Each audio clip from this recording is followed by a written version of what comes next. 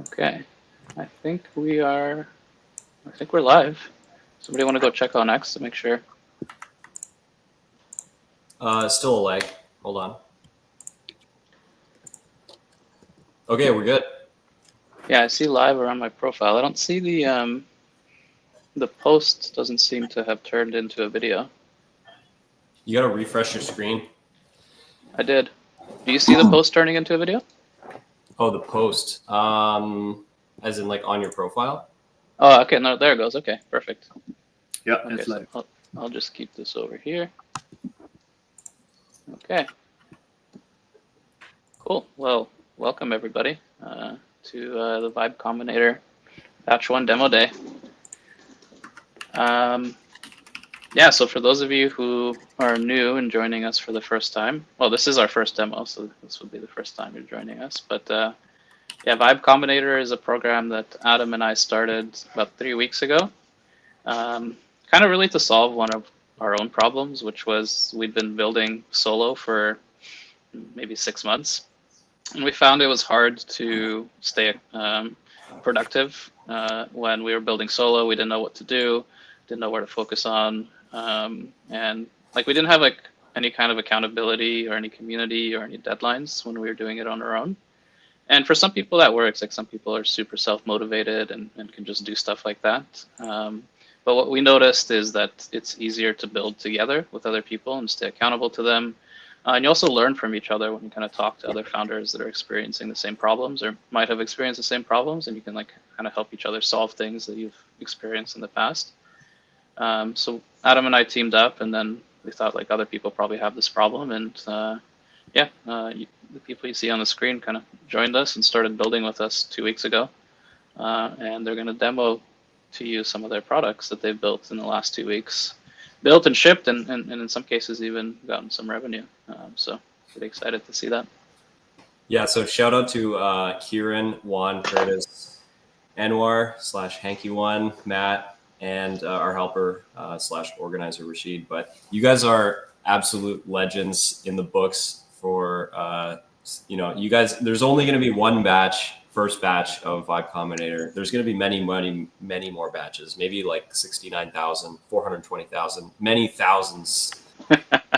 But there's only going to be one first one. So you guys passed the Vibe test.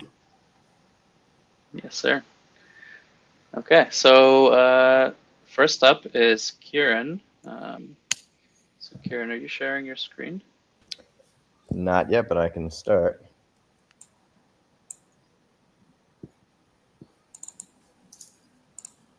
And what are you demoing, Kieran? All right, so I'm actually demoing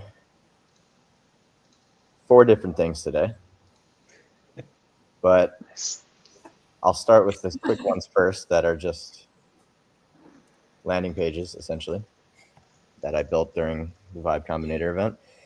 So I'll start with Keep Touch.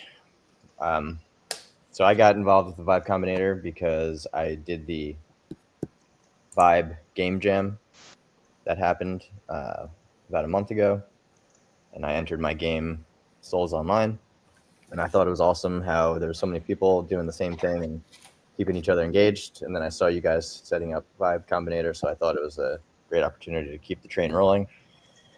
And before I started on Vibe Combinator, I had an idea to build a mobile app. I called it Touch Base, where you basically get notifications when you haven't reached out to someone that you added to the app in a certain amount of time. And I built a very, very bare bones version of the mobile app and joined the Vibe Combinator and learned that, deploying a mobile app without a user base was a very tough thing to do. I did, no revenue, no users. I just kind of released it out to the world. So I ended up building a landing page and kind of shifting my focus to seeing if people were actually interested in this idea in the first place before spending all the time and energy, money, resources on building it out. So I built this landing page using Bolt. Basically just one big prompt in Bolt got me the bare bones of this landing page, and then I touched it up in Windsurf, deployed on Vercel, This took me about one full day. So I got some customers on Keep Touch, and this is one project that I'm working on. Second project I did during Vibe Combinator was another idea I had to be a hub for people who wanted to try to get into vibe coding and learn about it, called vibewiz.dev. You could sign up, personal training courses. It also has some tools, how to use them, user reviews, benchmarks, some ideas just for keeping up to date with all the constant changing that happens in the vibe coding world. My third project, and my one that I'm most passionate about now, it's called vibebreath.com, and it's a guided breathwork app. Basically, I'll give a quick demo. You can choose between different breathing modes. So there's Wim Hof breathing, box breathing, pattern hold breathing, and freestyle. You can choose different visual settings. You can choose different audio tracks, all built with Three.js. You just hit play, and now we're breathing. It's totally free to use. I built it with Supabase and Stripe connected, so you can, I do have a donation platform. I have Stay Updated, feature requests all in there. But right now it's free to use. I'm just trying to collect customers. And then, since I'm running out of time, I'll touch on my latest and last thing that I built as a part of the Vibe Combinator, and that is Reply Mirror Assistant, which is a Google Chrome extension to help me do marketing. So I might eventually make it public, but for now I can learn my writing style from my Twitter page that calibrates based on my tweets. I can go to anyone else's Twitter page and analyze their profile, and it'll come up with a DM that I should send them. So, it'll kind of break that wall of being afraid of DMing someone randomly. It'll at least give me a prompt for what that DM should be. Let's see if it works. If it doesn't, we'll just go on to the next one. Oh yeah, here we go. So this is their analyzing their profile and an opener suggestion right here. I can copy and paste that as a DM. And then I can also get ideas for replies based on my writing style. So if I need some inspiration to, reply to a bunch of tweets and get my profile engaged, help grow my profile, this is what I'm thinking about. So that's it. Those are my four. Well, I'll stop sharing now. All right. Those are my four products that I've worked on, built during this 2 weeks, and that's the magic of vibe coding. I'm passionate about. I'm a sauna master, so I worked in a sauna and bathhouse in New York City and did a lot of guided breathing stuff. So the fact that I could just come up with this idea where I want to have a guided breath work app and just have a rough idea in my head, and 24 hours later it's live, people can use it on the internet. That's the magic. That's the magic that's happening here. So, there I am. That's it. I'm done. Pass it on to the next guy, and thank you guys so much. Well, Appreciate it. well, hold on. I think people might have some questions. I have questions. Or if we got questions, yeah, I didn't know we were doing questions. Cool. That's awesome that you built so many projects. So I have two questions actually. First one is, what project did you most enjoy or you're most excited about? And the second question is, how did you just build so many in 2 weeks? So definitely the most excited about By Breath. I think there's a lot of potential. In my head, it's partnering with bigger accounts that are in the wellness industry. Maybe getting people to guest star on it, like some guided breathing, some people speaking, or some videos of people doing some stuff mixed in with some Three.js. Those are just some bigger, grander ideas that I have. Maybe down the line, a mobile app version. But working on that project is so much fun because I can come up with a different scene that I want to put into Vibe Breath, and then I will prompt, Gemini or Claude 3.7, and it'll spit out something rough to what I was thinking in Three.js that'll actually move with the breath and actually do what I wanted to do. And like, to me, that's such powerful magic, and doing that is like it's a lot of fun, just seeing all the things that I can come up with and then hone in and refine. And how did I do it? It's all these new tools. Like, it's Bolt and Lovable, just helping me. Just if I have an idea, I can just I ask ChatGPT, like, help me write a really solid prompt to give into Bolt or Lovable, to at least get a version that I can see visually. Like, do I actually want to do this idea? Is it actually doable? Is it buildable? And then from there, I just download the project from Bolt or Lovable onto my computer, hop into Windsurf or Cursor, depending on what's cheaper at the time, and then I set up a bunch of MCPs. So I usually set up an MCP to Supabase to do all my connections, vibe coding via MCP to Supabase. Same thing with Stripe if I have to get payments. And those are the things that take the longest. So I can usually get a prototype of one of these apps up easily in one day. Then it's like auth and payment stuff, is the headache. It takes maybe a few more days, and just grind errors and fixing things, debugging. But yeah, that's it. That's awesome, man. And like, I really look forward to using your breathing app, because I deal with the occasional bounce of anxiety, mainly when I have too much coffee or get myself too worked up. And breathing is one of the best tools that I've had in the past to help calm me down in the moment. Oh yeah. I usually just leave it on in the background when I'm coding, and just like try to Nice. breathing while I'm working. Nice. Dude, that's legit. There's a question in the comments. Which MCP are you going with? So for Supabase connection, I'm not actually using the official one. I'm using, let me see if I can find it real quick. MCP Supabase. There's a GitHub. Is this it? Maybe in the interest of time, you can just drop it in the chat on I'll X, and find then it. we'll move on to Matt, just because we're a bit. Yep, I'll find it and drop it in the chat. Yeah, thanks. Okay, Matt, you're sharing your screen. Should I add you to stage? Yeah, should be Ready good to to go. Sure. All right. Well, I guess I'll pop over here first. Well, I'm Matt Davies. I'm a software developer, and I decided to build a Tesla app as part of the Vibe Combinator. I already have two Teslas.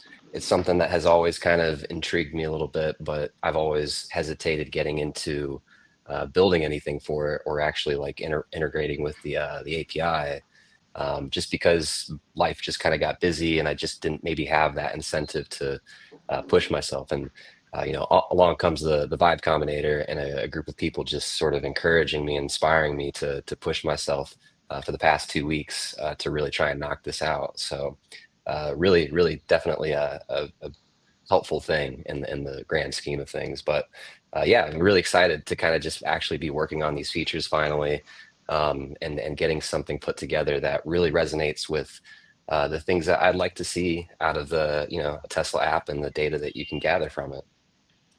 So yeah, this is kind of getting into the demo. Or before I get into the demo, I guess there's just a little bit of a disclaimer with the data that's involved in this. I was actually originally streaming the build of this project, and it started getting to a point where certificates and things were coming up on screen, and I felt like it wasn't really the most, the best thing to be showing on a stream. And the same thing kind of goes for this demo here. There's a lot of personal data that's sort of involved with my vehicle. So I did end up actually going in here and kind of fluffing the data up with some sample data so as to kind of not dox myself too much. But yeah, everything's there. Everything's working. Got the OAuth working with Tesla. The login, everything's working great. Yeah, just going to keep pushing on those features a little bit and have some kind of exciting things to show off here. So right off the bat, you get into this homepage here where you kind of see your vehicles, and these are my vehicles here. You got this nice little effect here where we kind of hover over them. You kind of see a little, card effect with them, but you get some basic info on your vehicles just to kind of confirm everything's working. And then right away, I kind of wanted to see some battery consumption stuff, especially across multiple vehicles. You can deselect different vehicles here and only focus on particular ones, and maybe change up your groupings a little bit. But ultimately, this is a tool that I have yet to see across multiple vehicles. And it's really nice to just kind of have that, kind of touch on that a little bit. Also kind of showing the odometer over time, just kind of an interesting thing to me to sort of see, how the miles are kind of going up with each other, see how different vehicles sort of compare over time. So um, hopping a little bit further into it, we've got this nice little map view here. Again, I kind of had to doctor up some of this stuff. I don't live in San Francisco. I sure wish I did though. But you can kind of get like an instant view of where your cars are live, and then also some trip history here. So if we kind of click on one of these trips, we can kind of see where I went on this trip and how much battery was used, the distance and all that. Apparently, this was a pretty you know crappy trip because it ended right in the middle of the Golden Gate Bridge. I promise I wasn't too sad about it. Um, but yeah, so then we can kind of click through and see some other trips. We've got multiple vehicles in here, representing different, aggregates of time. This trip here, I don't know what it was I was trying to draw here, but it looks a little bit bad. So we'll kind of move on from there. And then, yeah, so kind of moving through there, we've got electricity cost analysis. So this is another kind of thing that I wanted to sort of see was a little bit more deeper dive into the cost analysis across different vehicles, as well as multiple vehicles at the same time. So we can kind of come in here and focus on particular vehicles or have them at the same time, and we can kind of go through different groupings for daily and weekly, as well as being able to adjust the cost price, because sometimes you're in different areas, and the price of the electricity changes, and so it's nice to be able to fine tune control those inputs and see the different outputs for it. But then we have some of these total aggregates across the bottom here, and looking to just sort of continue to expand on those things. One of the interesting things is pushing a payload out to the vehicle and having the vehicle supply telemetry data directly into the back end. So, using that methodology, you kind of have to build up data over time and see what it is that we can kind of look at. So maybe not enough time within the 2 weeks to be able to really pull on that thread completely, but certainly a lot of interesting information came flowing through, and we were able to kind of look at some things. We also have a data export option here. So the ability to come in here and select different vehicles, select your date range, and also the different data categories. This is definitely something that I find is very important to Tesla owners is this sort of transparency into their data access, and being able to export that and bring it into a different system. And then the last thing is another feature that I kind of envisioned from the beginning, and I think that it's kind of going to work out nicely, is this idea of integrating Grok into this dashboard. So often when I'm working on dashboards in an enterprise space, we work so hard to add variability into things, control the different inputs and whatnot. And still there's always those, one report or one metric or one piece of information that just seems to not fall within the things that we produce.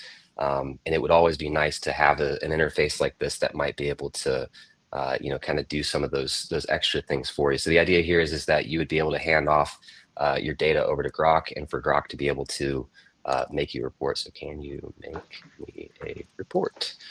And the idea is that it will kind of go out there, grab some of that information, give you some basic information. Maybe it's textual. Maybe you kind of go back and forth with the chat a little bit to try and get an actual visual representation of whatever metric, time range, aggregation, whatever it is that you're looking for. That's definitely seems to be on the forefront of focus with some of these AI models now, is to actually deliver these visual reports and whatnot. So that's my demo for now. That's everything that I've got so far, and it's kind of coming together pretty nicely. We've got another iOS multi-platform application that's coming together, but I wanted to focus on the website just because it sort of dropped that onboarding and the integration efforts, so that we could actually get something that people can actually sign up for pretty soon. And so, yeah, so that's the application so far. And I kind of want to talk a little bit about the journey. The idea itself was probably the hardest thing to come up with.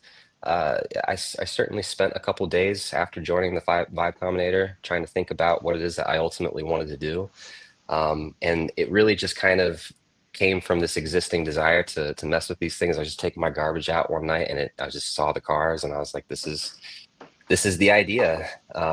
From there was a little bit of an interesting up and down journey, a roller coaster ride of platforms. I started out with web first, and then I worked over to the iOS multi-platform stuff, and then ultimately back to web, just because I think it was Rashid actually who gave some inspiring knowledge on what it is that you should sort of focus on, especially if there's an opportunity to avoid getting that full application out there and going through the full process. If you can get to your market quicker through the web, it felt like it was the right choice, and this is certainly a good contender for that.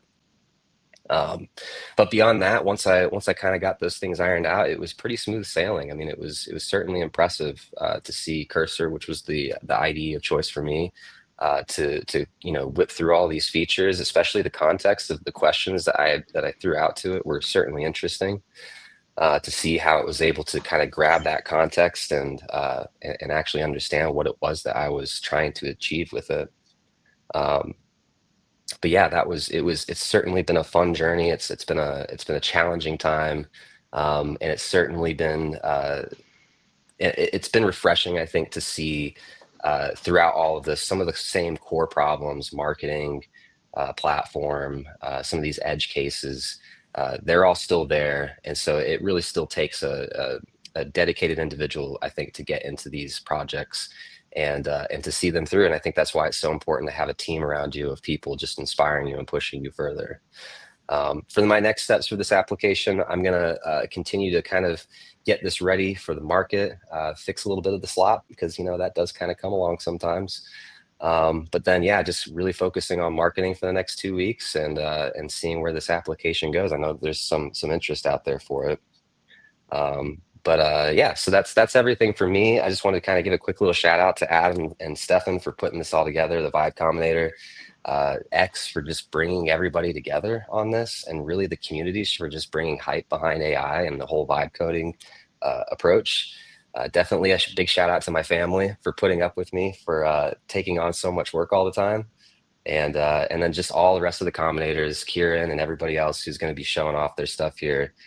You guys are killing it. You guys have done really good jobs. I mean, I thought that I was going to be leading the pack, and you guys have been keeping the pace. You guys are absolutely killing it. It's crazy. So I think we're going to see some very interesting projects and some very successful people out of this. So thanks again for letting me join.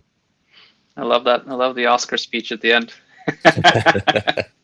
There's some questions in the chat, and I like that you're focusing on marketing next. I think that's one of the probably the most common pieces of feedback that we've given in this first batch is focus on distribution. But 2 questions in the chat. The first one is, when are you integrating Gork? I think Gork and I are on an interesting little journey to being besties. So I'll talk to him pretty soon about that on X, and we'll see where that goes. I don't know if it's going to go anywhere fruitful though. All right. And the second one is Daniel asks, do you know what monetization method you will use? Yeah, so it's going to be a subscription model, and that is probably the biggest topic surrounding any of these third-party Tesla apps. They've sort of been blindsided by some of the changes that came from the Fleet API, although I do think that they were necessary as those third-party applications got out there and exercised some of those endpoints to the point where they even saw some of those ghost draining situations occurring. So yeah, it will be a subscription model. The goal is to keep it as low as possible. I'm going to put it out there. I think it's going to be $5 a month. I think it just kind of aligns nicely with the sort of the size of a Vibe, developer taking this on, and it kind of brings a competitive advantage to it. But unfortunately, there's not really any other. I mean, there may be a way to kind of pull off a one-time purchase, but it feels like realistically a monthly subscription is the way to go. Makes sense. Cool. Well, thank you, Matt. That was awesome. And Thank you. Excited to see where this goes. Me too. Yeah, so up next we have Anwar. Let me find, are you sharing your screen? Yep, just shared it now. Okay. Oh yeah. let me start with some background, I guess. So I've been working in cybersecurity for a decade, and most of it in offensive security. And one piece of that I always found to be janky is the scoping process. So when you do a penetration test, or I'm just going to call it pen test from now on, you sit down with your customer and you talk about what you're going to pen test and what is the scope of that pen test going to be, and that usually dictates the boundaries of what you're going to do, because pen testing is basically hacking, so you want to make sure you target the stuff that you're supposed to target and not move beyond that, and also understand, make sure that everything that should be tested gets tested. And so normally in the real world, if you're a small business owner, you have some app and you are getting your first big customer, but they come back and they require you to get a pen test. And so you're like, oh no, I need to get a pen test. And that involves, finding a cybersecurity company. You click their contact us button, you get on a call or multiple calls. There's some emailing back and forth. And then eventually you get to know how much it's going to cost and how long it's going to take. And so I'm trying to just compress all of this down into 5 minutes. And so this is the point of my little app here that I called Rapid Scope. And so I'm going to show real quickly how it works. And so basically you would land on this page and you start with some basic information. And so let's say my company is called Acme Inc. My name, I'll be the CEO.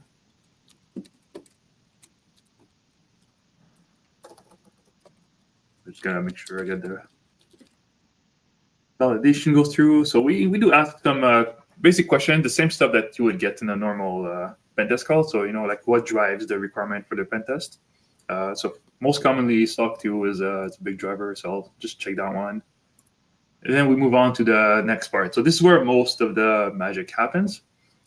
And right now I have 3 types of testing, and you can pick web application, or you can also pick web application and API, and then all these elements get added.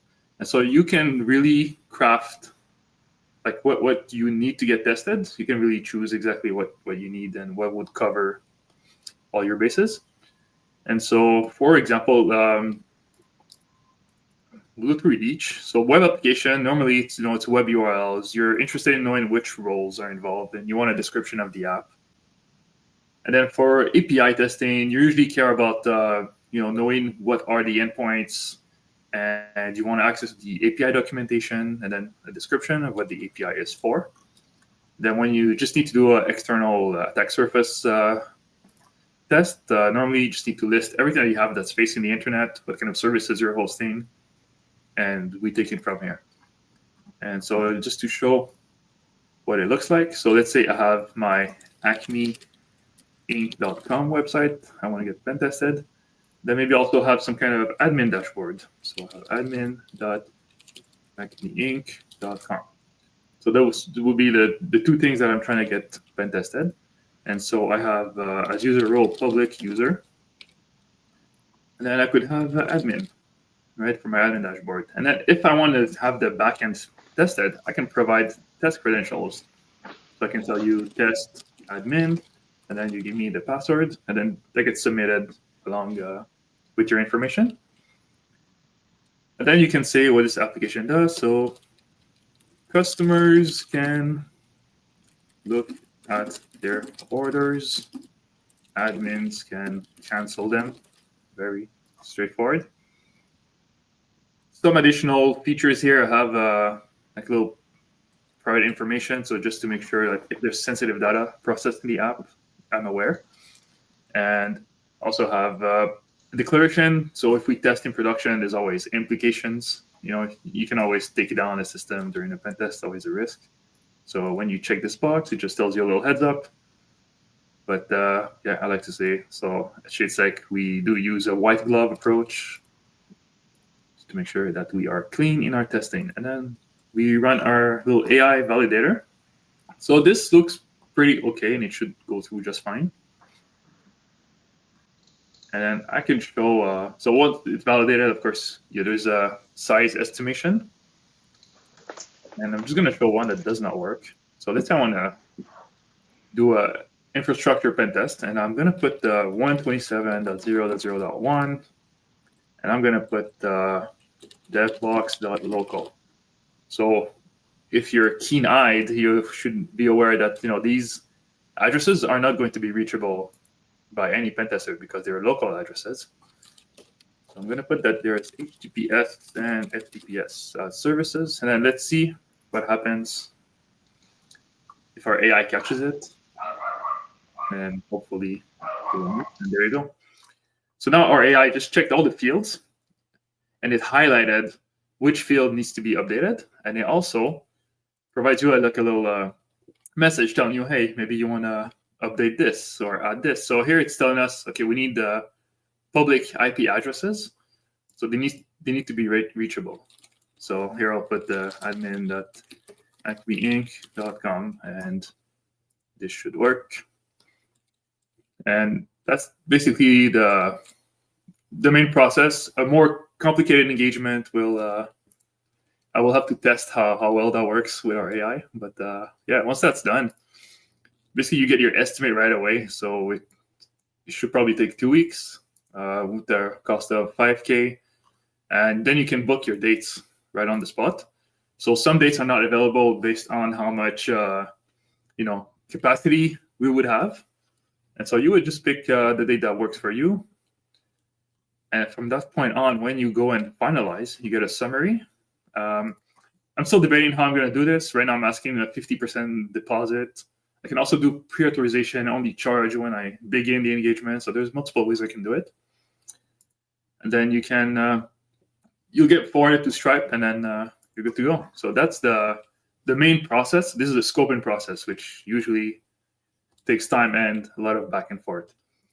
And then on top of that, I have, this is just a demo page. The customer will have access to like a little dashboard page where they can see what they submitted. They can cancel, they can add more information, they can message us, whatever else is needed to do. And so this page, still work in progress. I literally generated this during this demo. So this just shows that Vibe coding just lets you do things real fast. And then a little admin dashboard for myself where I can see everything that's happening and interact with my customers and so on. Then I can see and monitor what is happening. Yeah, so that's the main idea. This is a rapid scope, and there's multiple ways I want to take this. So I could use it. So my own company, ShadeSec, I'm going to start using it and see how well it performs. And from that point on, I think there's two things I can look into. Either have a platform where I can have a bunch of pen testers all use this, and I'm only in charge of managing this and updating, keeping up with features and so on. Or I can just offer this to other cybersecurity companies, and they can use it to, make their engagement go faster, require less people, and so on. So yeah, still debating on what to do there. And that's the end of my demo. And so yeah, I want to thank all the Vibe Combinator community. It's been good. I like having being pushed to actually just go ahead, build things. When you see other people in the group achieve things, you're like, oh, I need to achieve things too, and then that's been great. So thank you, everyone. Dude, that's amazing. Do you know which way you're going to explore next? Not 100%. The business model and stuff. Yeah, I'm not sure. This is why I want to just first start using it for myself, because I want to see how well it performs in the real world. And there's things that might just completely break by using this system that might not work fully, and so I would need to probably adjust a lot from there, and then see from that experience, and then see what I want to do after that. Sick. Well, let us know how we can help with the next steps. Yeah, for sure. Yeah, and I think they both sound kind of a little similar to me. So I think you could, if you launch kind of like a platform for people to test on. This to me seems like kind of like a Calendly with extra features, but for pen testers kind of deal. Kind of. Yeah, so if you launch a platform for people that are pen testers, that could eventually attract businesses that do that as well, right? Yeah, both totally could work also. Yeah. It's really cool. And Daniel just said you could probably create a copy of the program, one for B2B and one for your personal company. Yeah, good comment, Daniel. Exactly. Yeah. Yeah. 100%. Cool.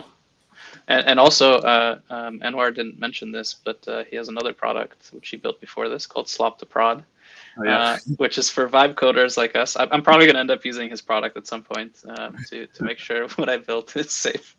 But I mean, like, I think it's a great time to get into this space, like with so many people that are new to coding getting into it. Like, security is going to be a place where a lot of people get slapped in the face. And that's a good way to learn sometimes, but as long as like you don't leak anything sensitive. So yeah, make sure Yeah, your for stuff a is software secure. prod, I have ideas. Right now, it's very manual. When you submit something, I get to do the testing, and I'm hoping to build something like fully automated end to end. Yeah. And catch the low hanging fruits and so on. So should I not post my OpenAI key to on X, or Just send me your no, M variables, bro.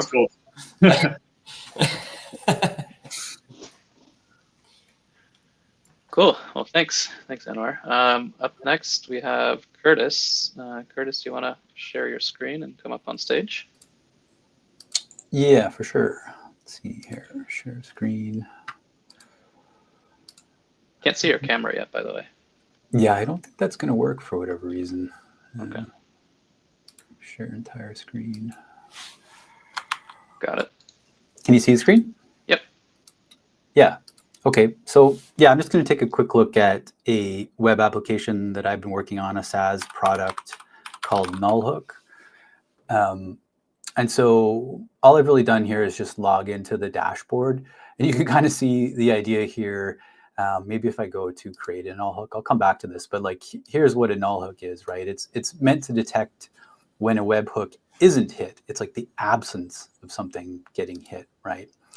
So say you were processing Stripe payments or something on your website, and that was done through a webhook, but then one day that webhook didn't fire, and maybe it didn't fire for a month and you didn't notice, right? Like that happens kind of all the time where we have this like absence of things. And so that's what this is like the initial sort of foray into this idea. And so this diagram doesn't really show you much because I still have to figure out what this would actually look like. But you can kind of see like there's no events here. Like, so there's some cases where a webhook is coming in, and then has to be some kind of indication when there wasn't an event, right? And so this still needs a lot of work, but the overall sort of framework underneath it is mostly there, right?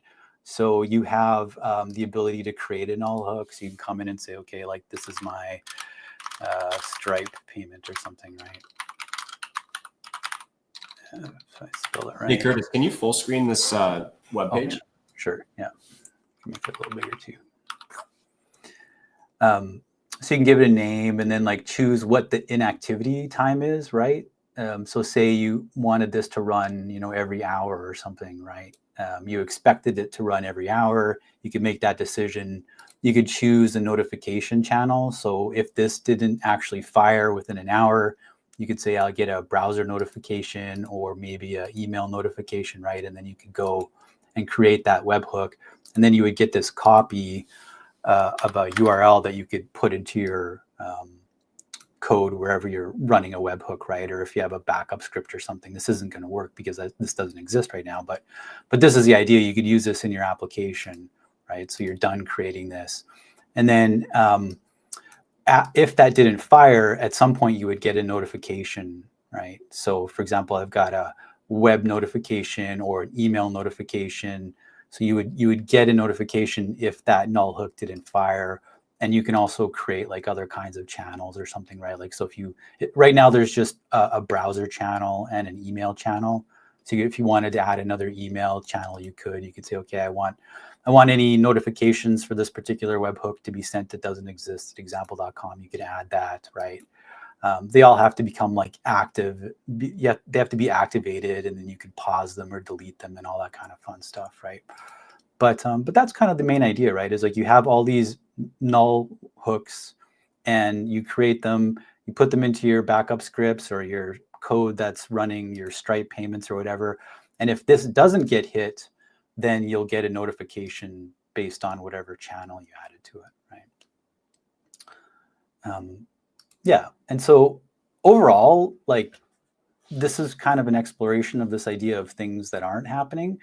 So in the future, I could see this being one of a bunch of apps maybe on the side here, right? As you would log into, my SaaS platform, and there might be some other choices of events that you could think about.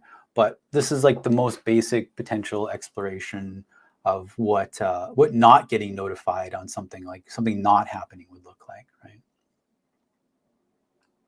I don't know if anybody has any questions, but that's the basic idea, right? Is you have null hooks, you have channels that you can send them to, and then you get notifications when those null hooks aren't fired. Right? Yeah. And that's kind of it. And that's what I've spent. So this didn't exist, before I started at Vibe Combinator, and now at least this piece does. And I'm pretty close to getting to a point where I could actually put this in production. I just have to figure out a little bit more around the emails for how do these get activated and how do these get sent in like a real world environment, right? Cool. And how do you plan to, I guess, market and monetize this idea? Yeah, so I think like the point of this so far to me would be to be able to go and talk to people about something and show them something, and then they would go. So I'd go, okay, well, like, and I would have to get this demonstration down better, and this graph would have to look a bit better. But it would be a way to talk to people about missing things. So it might be, I think, like most of the time, what people care about is missing money, right? Or like the backup script is probably a good idea too. But I think it's mostly around missing money, right? So you could come and I could talk to people about this, and they could say, okay, well, you know what? The null hook thing is really interesting, but what I'm really missing is this, right? And then that could be the actual application that really gets built out. That's the product market fit. But this is like a tool to kind of help to find like the simplest problem I could think of that would help me get towards finding a product market fit for missing stuff, right? Can you sign up from now? I think it's like a really, really good. What you have here is really clear, really good. I wonder if people can start signing up. That would be super interesting. I probably would want to sign up and see how the project evolves. Yeah, for sure. I just got to get to that. That's the next step, is just like, it's all there. I just got to get the email piece. Like, I don't think it makes much sense to like have this without the email stuff working properly. So as soon as I can get that working, which should be in the next couple of days, I took an initial stab at it, but I sort of went in the wrong direction. But as soon as that's working, like I can put it live. And then, yeah, people could actually try it out. But like I said, like I'm expecting people to say, yeah, that's interesting, but this is the real problem that I have with missing money somewhere, right? Yeah, I see a lot of people on X talk about how I guess there's a lot of failed payments. Up to like 20% of payments for SaaS are just failed payments. And sometimes all you have to do is just like ask for it again, and you can recover like, I don't know, 50 or 60% of them.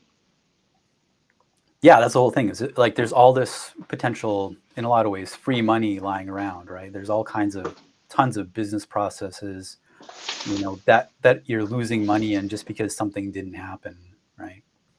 And I haven't looked into it yet, and I think I've talked about this before, but it's really a whole, like, silent failures, hidden failures. It's a whole area of almost study, right? I haven't looked into it yet, but that's my expectation, is to take this little idea and build around it and find out what the real problems are. Maybe this is a real problem, especially with the Stripe payments, right? But maybe not. Maybe it's something else. But it's a way to just have something to show people and like keep moving forward, right? And I think the interesting idea is that you can just keep building like sub applications, right? Like, okay, so webhook, this null hook thing is one thing. Well, maybe there's another application that's like a sub area of it, and you can just add that in, right? Now you have a whole new feature. You know what I mean? Yeah. So I think Daniel's asking a question. So this app can offer an API integration so that I can install this feature in my app for payments. Yeah, you could. Yeah. So like wherever you're doing a payment, you might have to write a smidge of code. Like, so somewhere in your code, you're calling a Stripe API or some other payment API to get money from somebody. And you would add another piece in that's saying, also, call this secondary webhook. And then if that didn't happen, then you would know about it, right? So there are other applications to this too, like other ways that this is going to have to work. So part of the process too is like, how would people actually use this in the real world? Like, would they actually use a null hook like this, or would they just want to see like something monitoring Stripe error messages or something? So there's a part too where it's like, what would people actually do in the real world with this problem, and how would they prefer to solve it? Because I think Anwar also mentioned, like, you could in theory sit in between people's webhooks, right? And so there's a bunch of different models that people might want to choose, and that's part of what I would need to talk to people about, is to understand exactly how they would want to use a tool like this. But at least with something to show them, they could say, that's not the way I would do it. Here's how I would do it, right? Yeah. And is that what, so Curtis and Kieran actually as well are both joining us for batch 2, which starts tomorrow. Is that what you plan to explore in batch 2, Curtis? Yeah, as soon as I can get it live, then I can, like, people could sign up and then they would give me feedback, right? And they would, we would probably want some way to do that even within the app, but that would be the next step, like get this live, get it so that people could actually use it, and then start getting feedback and finding out like what they actually expect for real, right? Awesome. I just wanted to chime in really quick, Curtis. It's such a good generic idea with such a great hook behind it. I think you get that out there and it's just going to resonate with people in so many different ways that, I mean, off the top of my head, I can already think of like 4 different ways I would use this. I think you got a great tool there. I think it's just going to sell itself. 100%. Yeah, cool. Thank you. Yeah. And I'm open to any feedback, because I think like some of you might be on the call and maybe you're too nice and you're looking at this, well, this doesn't really make any sense. And I think that's part of the point, right? Is like, it's something I can bring to people and show them, and they'll be like, yeah, I'm losing money, but here's how I'm losing it. And can you help me fix that? Right. Yeah. 100%. Excited to see your demo in 2 weeks. Yeah, for sure. Yeah. Should be able to get it live, like a real honest to goodness, like fully, no more features, just, get the emails out, get it live, people can log in, and should be able to do that in the next couple of weeks. Yeah. Awesome. Cool. All right. Thanks, Curtis. So up next we have Juan. All right.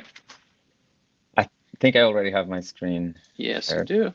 There Hopefully. it is. All right. Perfect. Oh, this looks great. Right. Yeah. So before that, I just wanted to say, like, most of what I did on Vibe Combinator, I cannot share from my local host because it's out there on Twitter.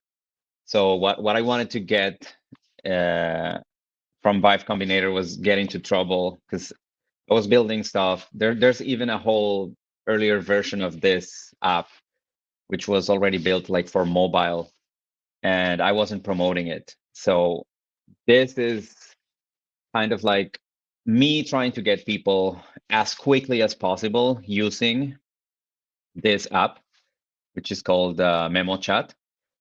So the idea behind the app is that you can capture a family member's life story. And of course, because I'm going to be trying to share it everywhere and promote it, I want you to learn what it is very, very quickly, to try to, make it easy for you to share this with a family member, which already has like a challenge in there, right? Because I want you to try it, but then immediately I want to put you in the position of telling another person to also try it and bring them here. So that's kind of the challenge that I'm trying to tackle with this webpage, using everything that we learned. A little bit of kind of like taking advantage of challenges that other people in this cohort has had. Like I've seen Kieran, I've seen Curtis, wrestling with like creating tally forms and pages and forms inside of our pages and everything. So anyways, so I'm trying to very, very quickly go from, this is what it is. If you're convinced by some miracle, like it's already here, like immediately give me just 3 pieces of information and we're going to be ready to go. I'm not going to click this button yet because like I just wanted to show you. Of course, I'm assuming a lot of people are like, what is even this? Like, how does this work? So I'm trying to answer the question of how it works, kind of giving the user a sneak peek of how the experience feels inside of the app itself. Like this is intended to be a chat, like emulate a chat application, even though what we're doing is saving the life story of a family member through asking them questions and, you know, getting their answers, their anecdotes and their thoughts and memories. But I'm trying to make this a little bit more like evident that this will be in chat form, and almost like answering frequently asked questions. Like if you look at the content here, is about like, you know, what kind of information do I need to give you, and how does this work? Can I record their voice, which is like, it's a big feature of the app.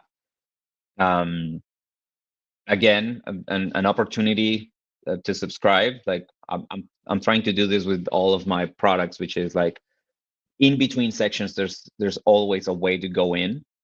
If you still want to check more, I just want to tell you, like, it's free. The pricing is like, you do get like a part free before you even have to pay. This is just me trying to, I think this was Adam's idea. Like if you're not convinced, but there's something that would like flip you into like using my product, I want to get that information. Again, like if you're ready to jump in, jump in. And then at the end, just the story of how I came to creating this, which people in the cohort have already like heard it, but like it's about me trying to record my family's stories and living far away from them. Like I've started to ask questions, but the component of recording stuff is never there. And my obsession with like the human voice kind of like all melts into memo chat. But then finally, that what I've been working on the technical side is, if you click this button, I'm trying to give the user a final chance to just like make sure the information is correct. Maybe an opportunity to kind of like customize the experience, but you don't even have to. Like, you're a button away from what I think is going to be a difficult task, which is now bring somebody else into my app. So at this point, you're like, all right, I want to tell somebody in my family, like it may be your parents, but it may be your grandparents, and it's a challenge, right? I need to bring them into this thing. So I'm trying to solve this by giving my user different methods. This is intended to be an image with the text overlay using their name. So it's not implemented yet, but it's like an image you can share with them. If they're very visual, it would kind of explain like, I'm giving you a gift. I'm trying for us to go through this thing, but this is like a gift to record your story. So something like a beautiful image, and like with that information, a QR code, because I'm thinking maybe the person is right in front of you as a user. So just show them the QR code and immediately just guide them with your in person, but show a QR code or sharing a link. And then that's it. Like, after that, I immediately want the flow of memo chat to start. And the flow of the app is, I want the system to kind of like spark conversation and ask a very general question that hopefully kind of gets your memories kind of like out of your head. So as the user who is paying for memo chat, you don't even need to do anything. You can just wait for the system to prompt your family member. You can wait for your family member to answer, which we're not going to see here because, of course, there's not a second person in the demo. But what I really like is they can answer. First of all, they can answer with their voice, and second of all, after they answer, you can basically ask them to, I didn't know about this. Can you tell me more about this specific detail? So the system is not intended to be like this super present interviewer. It's more like, hey, here's the thought. Tell me about the house you grew up in. And once the other person gives like details, then you can ask them for, expansions or something related to that. that's the idea. I want to keep it super simple. Like there's a list of chapters. These aren't even the real names. These are just like very generic, like they will be about these things, but the chapters are intended to have like evocative names. But that's about it. Like it's like a chat app. And another feature that I think would be interesting is bring somebody into this specific conversation. So I'm thinking I'll divide the chapters into separate questions or memories, and then you can bring relevant people into a memory. So if this is a memory about the house they grew up in, maybe they can bring siblings that they're mentioning. So now you have other family members in this specific conversation about a house. Um, that ideally that helps with like that other family member is now tempted themselves to use the app, or at least they know this is a thing that exists. So I'm looking for some virality here. I guess a very modest version of virality. It's not what it's on me to promote it on socials, but this would be like a de facto virality to the product. And yeah, that's it. That's awesome, Juan. I honestly think this product, in my opinion, should sell itself because, like, I I keep telling you this that I wish I had something like this when my grandparents were alive. And I mean, like, my parents are still alive, so like I still have people that I care about that I want to get their story down. And like I know like there's those books out there, but nobody ever really uses those. I think I got my dad one once, and he never opened it. Um, and this is just Absolutely. like such a much less barrier to entry. You know, all you have to do is talk. And I Absolutely. And like that you prompt people. I really like the business model what the books have, because the business model I think is different. Like the book is a nice gift, and it almost doesn't matter if it's used. Like you felt good that you found a cool gift, and then your father probably felt like, hey, So this true. is a nice thought. I may do this one year, you know. Maybe next decade I'll do it. I don't know. I don't think it gets filled out. Whereas this, hopefully, because people can just record a voice message, I'm thinking hopefully it beats the laziness, inherent laziness of I'm not ready to write my autobiography, but I can totally send you a 4-minute message about the house I grew up in. And if this sparks like gossip and we bring more people in, it's just a conversation. It's just a really like I didn't even know this was a thing. You had a pet parrot, what the fuck? So that kind of effect. The other But thing yeah, that's really cool about that too is it's because it's software and you can ship an update like in a day if it's requested and it solves a problem. Like with a book, you can't really change that. You can't really yeah, change the like once it's deployed, as in like when someone like buys the book and sends it, you can't ship an update, right? So like in your case, you can. So like over time, that will just like produce like a better product that actually sells. Like, you know, in your case, I think your suspicion that people have not used the product might be a good one. Yeah, yeah, yeah, this is really exciting. Like this is honestly like these kind of ideas where like it's your own problem and it's something tied to emotions. Like I think there's so much potential in something like this, just because like everyone has this problem and it's so useful and like the solutions out there are not great.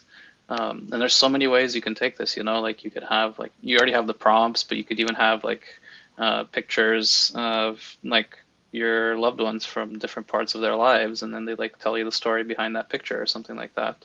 Yeah. And I'm not saying you should go build this. Like, definitely validate this and make sure that like one feature works really well first, and market it and get people to use it. But yeah, yeah, there's so many ways you can take this. It's really exciting. yeah, absolutely. There's a question from Daniel. Thanks, Daniel, for all the questions. Yeah. Thank you, I like Daniel. that. So he said, I wasn't sure if this was covered, but is the agent going to recompile the answers into a narrative which can be downloaded? So this keeps coming up in tests I did in January. People not only asked for everybody asks for a compendium, right? Nobody seems to be interested in the compendium being digital. Like the app itself becomes the compendium, right? You can just go into any chat and it's there. But nobody seems to be interested in that. Everybody expects, like, is this going to become a book? Is this going to become a photo album? And then somebody, that was actually my dad, he just said, can it become a movie? Like to that level, people are expecting AI to like, can it become a movie? And I was like, I'm not sure AI is ready to get some pictures of you and make like a movie of everything you told me. But I mean, right? It's just kind of shows like everybody's thinking about what's the end product of this, which makes me think that's something I can sell. Like I can upsell my customers. Like I'll give you this as a service, but then I can offer you a physical product. I can offer a printed book that will reach your house. None of that is yet like implemented or anything in the logic. Because like I'm like all of us, I'm trying to validate if this is even a thing, if I can get customers. But for sure, the idea is at the end something comes out of this because everybody's asking for it. That's actually never thought of the movie angle, but that's awesome. Can you imagine like A one of movie. your relatives turns into like a movie on like Netflix or something? That'd be wild. Yeah, if I'm gonna be a movie star after we all die, then yeah, I'm looking forward to that. Yeah. I feel like a lot of people, like especially the older crowds too, like they love the idea of like being the star of their own movie. Like it's not something I would want necessarily. I'm just like whatever. But like I feel like back in the day, like being a movie star, like that was like a big deal for people, right? So like yeah, selling like I don't know your grandparent or whatever, like yeah, you could star in your own movie, and they just watch it. They'd be like, yo. I'm on TV. I'm famous. Yeah. I'm on TV. Whoo! 100%. That's awesome. It's Well, I'm like really you excited ever for seen this. that post of like that guy, like it's a meme, but the guy's like he's like showing he's playing GTA in front of his grandma, and she thinks it's the news, and she's freaking out. Like, ah! Why are you killing all those people? Yeah.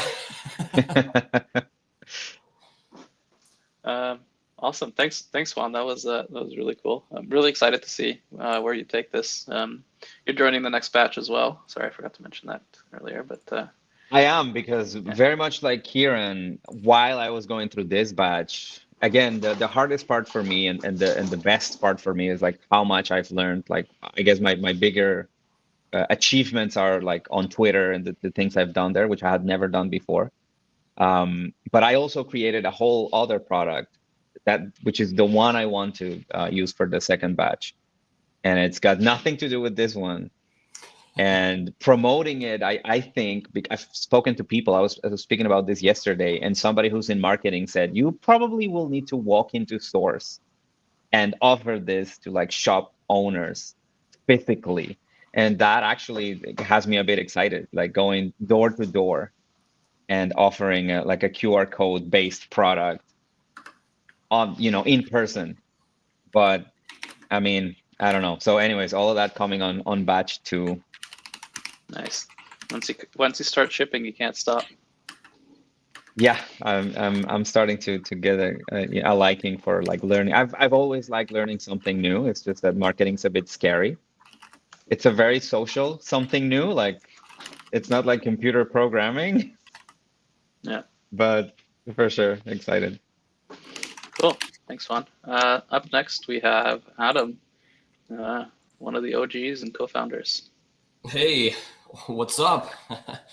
I'm gonna present my screen, and actually, even before I do that, if you unshare your screen, and I don't know, Stefan, is there a way to just put my I'll just talk you? for a bit. Yeah, I'll just talk for a bit before I share my screen. Nope, that's me. Yeah. I don't know how to do you. Sorry. Okay. How do I get it back? Oh no. What did I do? Oh, there it is. Sorry. I don't know how to do just you. Okay. Well, whatever. I'll just chat for a bit.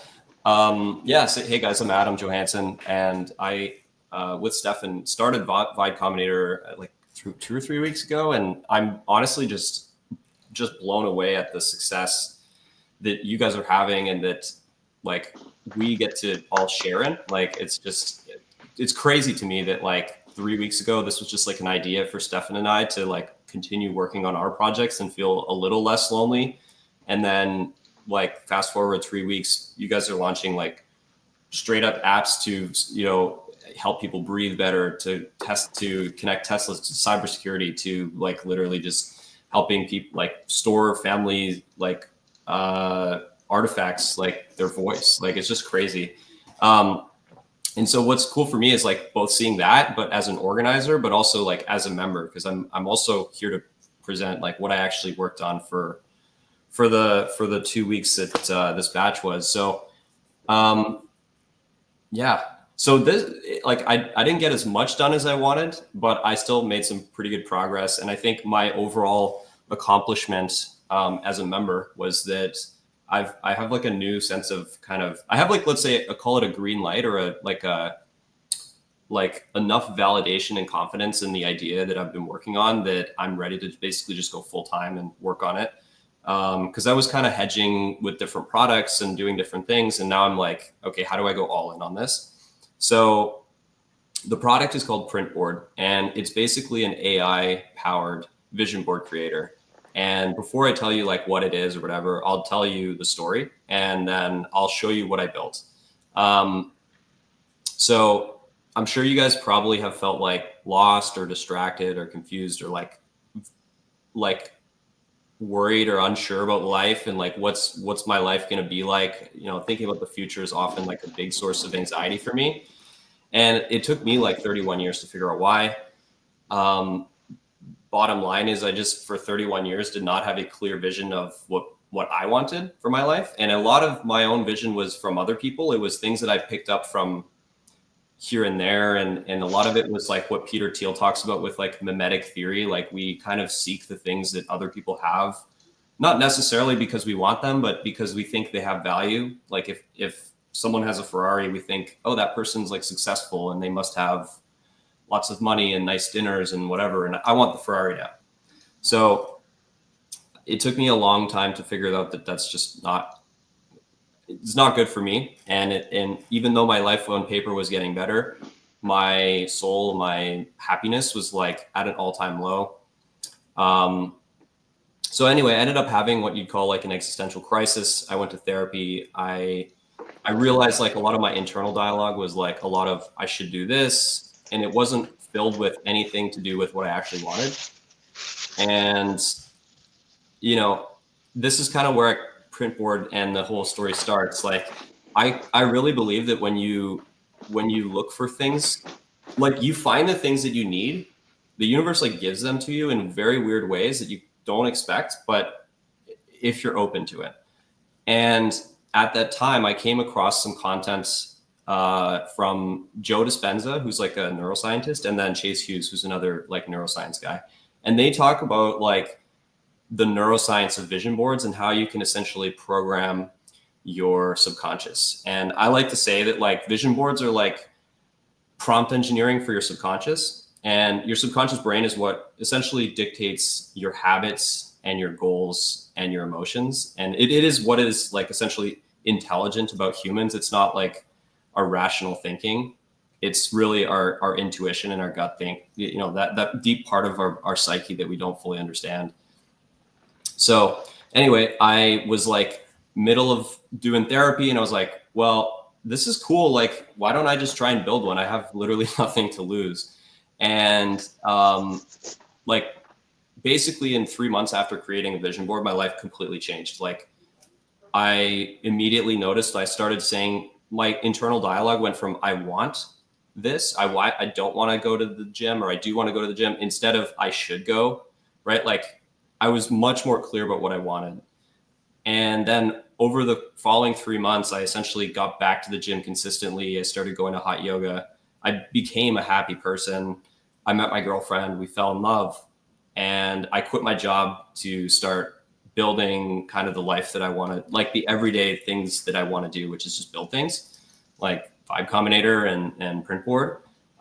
So like basically went from like all-time low happiness to peak the best happiness. And so basically like as I was building my vision board, like I was like, man, someone should just fucking come up with a way to make this with AI, because this is just so annoying. It's so time consuming. It's like I had to do like lots of research. Like I probably watched 10 to 20 hours of content online from Chase Hughes and from Dr. Joseph Dispenza about like the science of vision boards and like following up on the concepts. And then I had to like, I also built my own AI to like I kind of ChatGPT has like a feature where you can create your own AI. You give it like some initial prompts and it'll like respond to you in a certain way. So I was playing with that to figure out how I could use AI to construct and figure out what my vision was, and for it to get to know me and to know what questions to ask me and to push me. And like I bought a cork board to like put my vision board on. I bought a printer to make, print off photos. And for a while I was even like printing off photos at Walmart. Like I would literally like look for photos on the internet, and then I sometimes would AI generate them with me in them. And I would go and print them off at Walmart and like literally drive like an hour to go, in traffic to go and get these printouts. So I was like, all right, I'll get a printer. So anyway, long story short, like I did all this stuff and I'm like, man, someone should just make basically the ChatGPT of vision boards. You just talk to it, it makes your vision, you press print, and it ships to your house, and then you put it up on the wall. And then from there, you just watch it, right? So that's basically what Printboard is. And let me show you now what it actually looks like. So screen share. So you guys should be able to see my screen. Can you see it? Yes, sir. All right. So your vision made simple. It's basically an AI-powered vision board creator for anybody that wants to turn their vision to a reality, their dream into a reality. And I did a lot of research on this. So there's like 89 peer-reviewed studies from places like Harvard and Stanford that back the science of vision boards, like basically like how these vision boards actually translate into like higher goal achievement, how like success rates and stuff like that.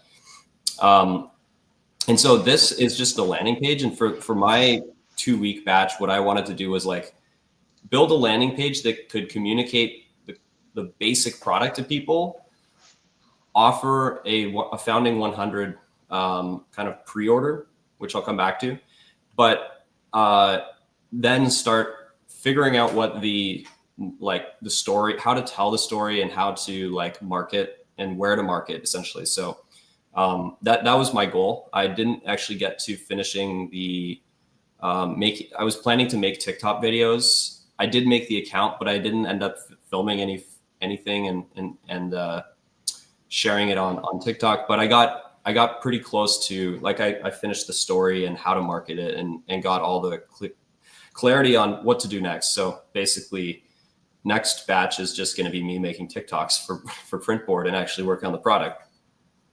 So yeah, I included a little timeline here that just kind of shows like a bit of the story.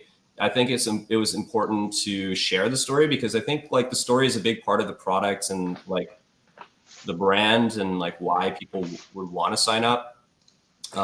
It's when I created this little video here, I shared it with a bunch of people and I was able to get 4 paying customers to do like a vision. Like I just made a vision board for them by hand because I haven't finished building the product yet.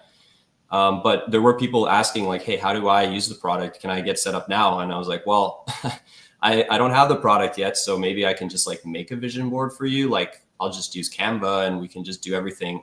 Like I'll pretend I'm the AI agent and I'll ask you all the questions and then like I'll make the board for you and you can just pay at the end when you're happy. So that's kind of what I did over the past couple of weeks. And obviously there's some cool content around like who it's for. I think like entrepreneurs is a big area, like helping turn your big ideas into realities, holding you accountable, like a big part of like what Vibe Combinator is about accountability. Yeah, so I'll just quickly wrap it up with the founding 100. So as part of like the kickoff of this product, I'm offering a limited time offer to the first 100 people that pre-order the product. They're essentially going to get 4 vision boards for the price of 1. Normally they're $60 each. And you'll be able to customize the size of the print, but for basically $49, you'll be able to get 4 prints, each worth normally $60. And you'll be essentially put on the wall of fame. So I don't have this page up yet, but I'm going to create a wall of fame or something like, it's essentially a page that's going to have the name and photo of every person that was this founding 100 people. And that's just like my small way of giving back to the early supporters of this product that believe in this. And, you know, if you're interested in that, let me know and we can chat. So I'll just wrap it up there. Thanks again. And yeah. Yeah, I'm going to join that founding 100 because I don't think I've actually ever heard the entire story like that. Like I've heard bits and pieces of the story, but not the entire story. And I think you and I like went through similar things, maybe found different solutions to the same problems. But I never actually tried vision boards because, like you said, it is a lot of work. And I'm kind of lazy. I don't like to do a lot of work. That's why I vibe code. But yeah, I think that could help me with like some areas of my life where I feel like I could improve. Great. I'd be happy to have you. Yeah. Yeah. So in that way, we're like Vibe Combinator. We all sell to each other. Yeah. Matt's in as well. Yeah. Shout out to Matt. For sure. Yeah, I'm definitely on that wall of fame. You know, I'm just like that. I like to do songs. I heard that. I was like, I got the hook on me, man. Dude, you guys are going to get the number 1 and 2 spots. Shut up and take my money. Yeah. Any questions in the chat? I mean, I think you did such a good job presenting it. There's no questions. Wow. It'd be cool if after a user buys the vision board, if there is a social media button to share the digital version of it with others. Oh, dude, that's such a good idea. That's like a viral hook. Yeah. So I've actually been thinking about this as well. Like, and this has been like a personal challenge for me to like not like let my brain go into all of the possibilities. Like for me, like what really excites me about Printboard is like the possibility of like, it's the human side of what people are capable of doing with these vision boards. Like I imagine like, well, how cool would it be if like someone like a baby was born because like a couple had like a print board vision board, right? Or like a founder IPOs his company, or someone loses 40 pounds. Like these ideas kind of get me really going and thinking about the future. And it's actually kind of a bad thing in a way for getting shit done in like 2 weeks of Vibe Combinator. So I've had to like kind of wrestle with that. And the one thing I've been thinking about is like a lot of those types of features, like social sharing. How do people create templates that can be reused, and that becomes kind of a marketplace of templates for people to like build their vision boards? How do we get like coaches and clients and therapists like as like kind of like, you know, like I don't want to say experts, but like you can imagine like, you know, like there's a version of the product that's just for like therapists or coaches where, you know, they have their own kind of template that they recommend to their clients. And, you know, that grows the product, but it also grows their audience and their whatever. Right. So there's so many ideas, and like, it's been a challenge for me to just keep it minimal. I think the first version is really, really simple. It's going to just be one template. It's the template that from the 4 customers that I had over the past couple of weeks, they all basically chose this template. They like, you know, I was like, we can do one from scratch or we can do one like this. And they all kind of landed on this one template that I've been using for myself. So it's going to just be that. And yeah, like I think a lot of the features that I'll build will just come from what the active customers are needing, like rather than building things that aren't necessary right now. But yeah, I love the idea. So thank you for the suggestion. Yeah, I guess that's always a challenge, right? Like your mind is always racing. You have so many ideas, but you have limited time, and you can't possibly do all of them. And I think that's a trap that a lot of early founders fall into. I fall into that trap myself. I just kept building because like it feels good, and it's much easier to like build something and like ship it out there and like get the dopamine hit than to like go out and market it and get customers and like face the real world and see what they actually need. Yeah, absolutely. I'll just really quick shout out again to everybody that joined the first batch. You guys are absolute legends. Also, quick shout out to like Noah Kagan, who wrote The $1 Million Weekend. His book basically changed my life and is like the reason why I even have this product idea. So shout out to Noah. If you haven't read his book, go check it out right now. And then, yeah, also just shout out to Stefan. You've been pulling way more than you like. I feel like I've been slacking a little bit in terms of my organizer responsibilities. You pulled through, man. So thank you. Yeah, I just want to see everyone succeed. I think that's what excites me most about this. And I guess yeah, I'll wrap it up with my story. I was going to share some of the products that I've built outside of Vibe Combinator, but I guess after hearing all of you demo and then hearing Adam demo, I kind of changed my approach on the fly. So I'm just going to share my story, and I think my product is Vibe Combinator and what it might become. And like, I don't know, I haven't rehearsed this, so this is just going to be kind of off the cuff. So I'm going after a lot of good demos, so please bear with me. But yeah, like my story is I worked for 15 years, kind of like as a corporate NPC. I worked in risk management and then product management for one of the banks in Canada, and like all throughout my career, like I was excited at first when I started a new role, and then like that excitement quickly went away once I realized like this was not going to keep me interested and excited and challenged, and it was just full of the same kind of like corporate red tape, and like you try to do something and like 15 different people tell you no, and like I think I wrote a post about it the other day about how like you can jump on meetings all day and there's so many people in the meetings, nobody's making decisions, and it's just like you're learning all the wrong skills, you're not building anything, you're not making anybody's life better, and I was like, is this what the rest of my life is going to be? And after like multiple iterations of like finding new jobs within the bank I was working at and like them not really like filling my need, I started to get like daily panic attacks in, I think it was like leading up to, it was like June 2023.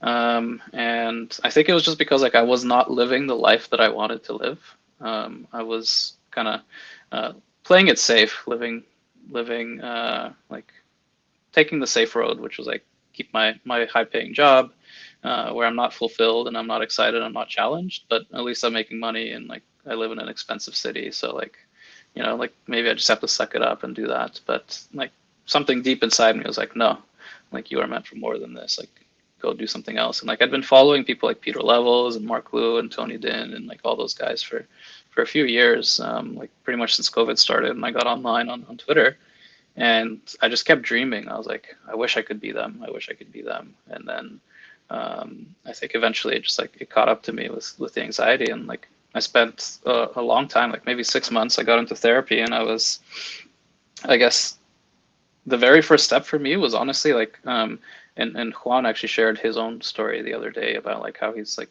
stuck in his head about what he should do, how he should act on social media. And like, I was even a step behind that, Juan. Like I was like, I couldn't even think about doing things, you know, like as soon as I thought about doing things, I would like freak out and have a panic attack and then like need to calm down. So I spent like 6 months just learning to like deal with my emotions with my therapist before I could start to think about what should I do with my life, or where do I want to take it and how do I get there.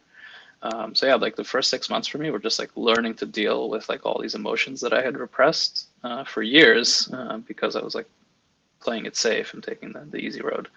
And then once I was able to deal with the emotions, and the next one was like, okay, well, like you need to, like Naval says, you need to learn how to code, you need to learn how to market, and you'll be unstoppable.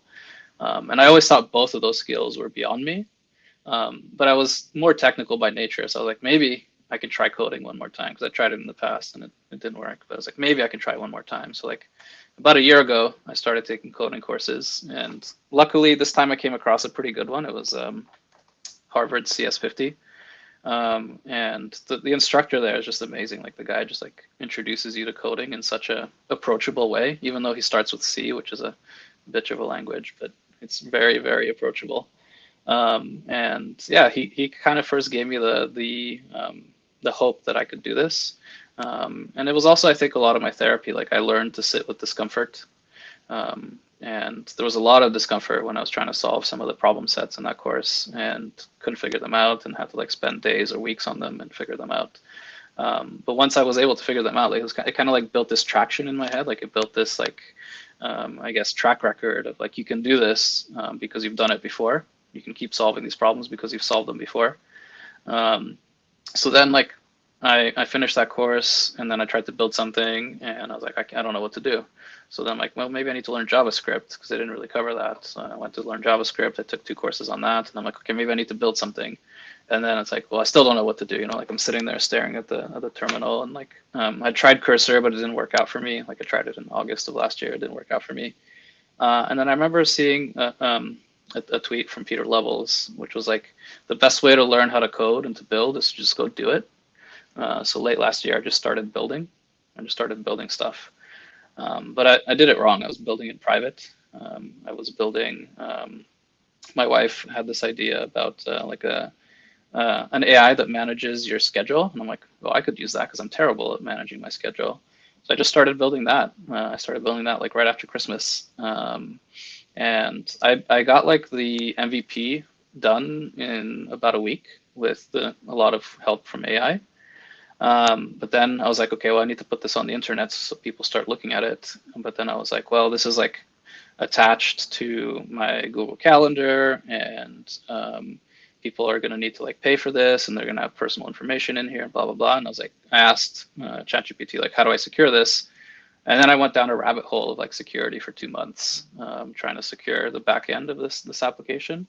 And then I just kind of like burnt out, because like I had built this like monster that looked like shit. And then I found a bunch of competitors that looked way better, solved the problem much better, and actually had like an audience and a market. And I'm like, what the hell am I doing? And right around that time, Peter Levels launched Vibe Jam. And he's like, 2 weeks, you have 2 weeks to finish building. Actually, the first deadline was 1 week. You have 1 week to finish building a game. And you have to use 90% AI to build it. And I was like, fuck yeah, let's do it. And I just dropped the first project, and I just went all in on that. And like, it's probably the most productive I've ever been in my entire life. And I shipped 2 games actually in the 2 weeks that it ended up being, plus a quick MVP of this focus product that I just vibe coded in 4 hours. And I was like, holy shit, like I can just do things, you know? I was like, this is like the wake up moment. Like I can just do things. I can just like build things and put them out there and like talk to people, and like talk to people on Twitter and get an audience and have fun. And like, I met a lot of you guys through all these efforts. And then Vibe Jam ended, and it just like, I didn't ship a code for like 5 days. And I was like, what the fuck just happened? Like, am I done? Have I burnt out already? And I spent some time reflecting, and like what I realized was like Vibe Jam had a clear goal, a deadline, a community, and like some people to be accountable to. So I set myself a challenge of all of that included in the challenge. And then like partway through the challenge, I was chatting with Adam about it. He's like, yo, I have the exact same problem, and I'm sure other people do. And that's how Vibe Combinator was born. And then all you beautiful people found us. And I don't know, I guess I always thought that it was like a character flaw that I couldn't like self-motivate, because you see all these like productivity gurus online that are like process over motivation, and like if you rely on motivation, you're not going to make it, blah, blah, blah. But they never tell you that, like, you know, like I think one of my favorite scenes in any movie is the scene in The Matrix, which I didn't really appreciate at the time, but it's like when he meets the Oracle, and he looks up at the thing above the door, and it says like some shit in Latin, but it essentially translates to know yourself. And I didn't really understand what that meant at the time, because I'm like, of course everybody knows themselves. Like, what do you mean you don't know yourself? But like, I realized that I didn't know myself, you know, like I thought I should be this way. I thought I should be like self-motivated and doing shit. But I couldn't do it that way. And then I realized the way that works for me is this way: the group accountability, working with other people, being like learning together, failing together, and growing together. And yeah, I guess like when I left that mental hang up and just started doing things that way, like I just accelerated. There's like so many ideas, so much shipping, so much shit happening. So yeah, I think like I don't know if there's a theme to this, but I think like knowing yourself is super important. Taking action, very, very important. That's something we always stress here.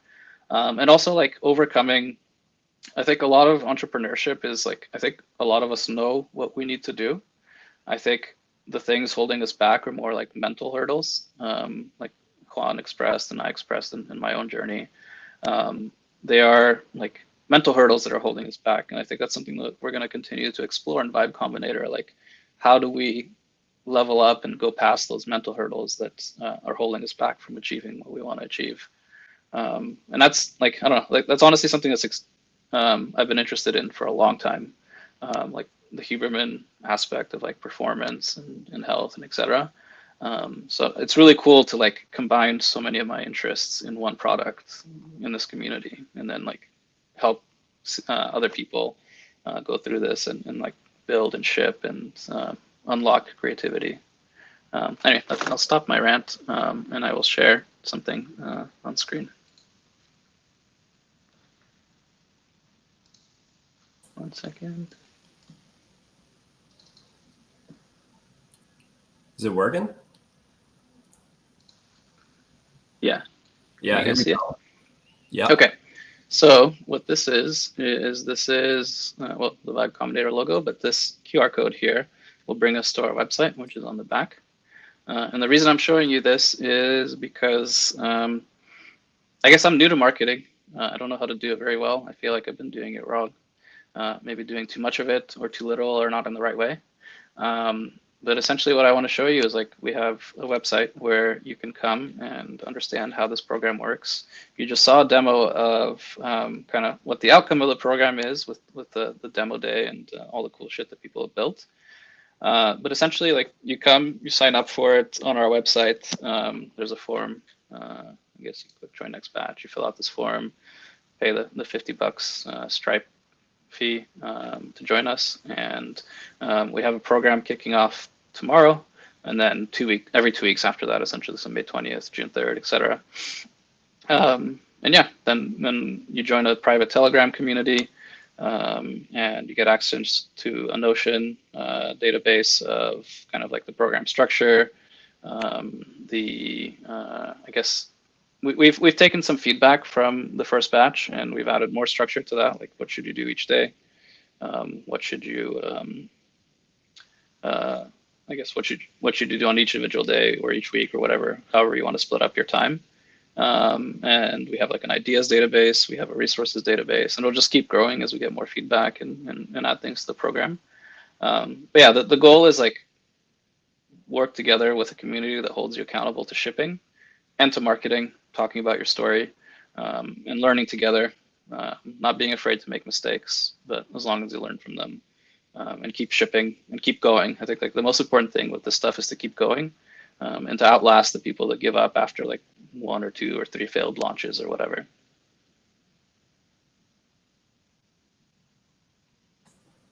Dude, amazing. Great way to cap it off. The stream for X, I guess, just died, but YouTube is still up and running. But Oops. This was amazing. You guys passed the vibe test. Vibes in the chat. V's in the chat for everybody here. Yeah, that's a good one. We'll do like that. That'll be the. Yeah, let's let everybody do that just for jokes. Like we'll get like a screenshot. That's fucking awesome. It's Nice. also the Vulcan sign on Star Trek, so I wonder, like, if Yeah, people yeah. see it now, Yeah, these guys must be such fans. Those are all boomers, anyways, right? Cool. Well, yeah, thanks guys. I was a bit nervous about this morning, but you guys crushed it. It's done really well. Yeah, everybody did an amazing job. I just wanted to say, like, as we were going through it, it really just started hitting me that there are so many projects that just came out of this. I mean, I was so focused on my own project and I was so aware of everybody else's projects, but it still didn't really hit me, I think, until we sat down and did this. Just seeing what it is that you guys cultivated and inspired. I know I just kind of thinking back, Adam, you were talking about your vision board and maybe some of the things that will come to fruition as a result of that. And it just like right then I was like, man, everybody here, all these apps right there, this is all because of you guys. You guys are killing it. So that's a huge thank you to you guys. Yeah. Well, it's as much you guys as it is us. I mean, we Yeah. provide the accountability. You guys actually do the work. Obviously, many minds together is better than one.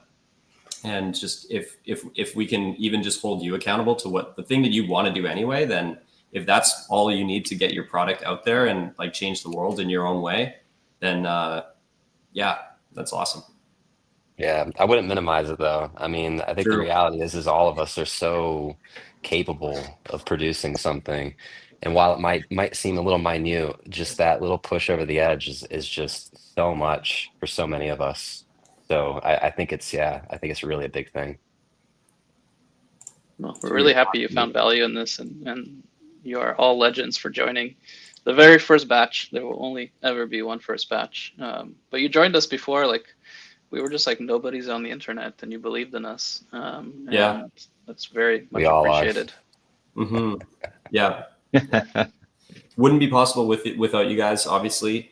And yeah, again, you guys are all legends in the books past the vibe test. We should actually do a wall of fame for the Vibe Combinator first batch. That's a good idea. Yeah. Two Just walls of one fame, man. I page, can't take it. all of you guys get on it because you guys, you guys passed the vibe test. The wall of legends. The wall of vibes. I like it. All right, guys. Let's end it here. But thanks again. Congrats again, and see you next batch. Cool. See you next Thank batch. you very much. Take it easy. Thanks, everybody. Well, Congrats. Bye.